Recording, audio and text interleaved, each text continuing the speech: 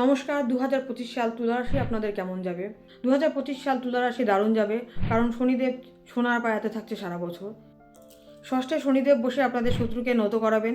বৃহস্পতি আপনাদের ভাগ্যস্থানে বসে সুখ সমৃদ্ধি দেবেন, বিদ্যা বুদ্ধি সমস্ত কিছু দিয়ে থাকবেন।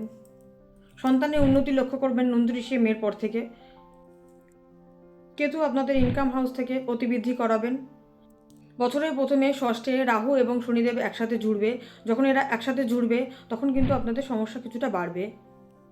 কোনো কাজ ভালোভাবে হবে না, কোনো নিন্দায় জড়িয়ে পড়তে পারেন, কোনো বদনাম আপনাদের গায়ে লাগতে পারে। 13ই জুলাই থেকে 28শে নভেম্বর শনিদেব বকরি অবস্থায় থাকবেন, তাই আপনাদের কিছুটা ডিসব্যালেন্স করে দিতে পারে। 14ই মে পর্যন্ত বিদ্যার্থীরও বাধা আছে।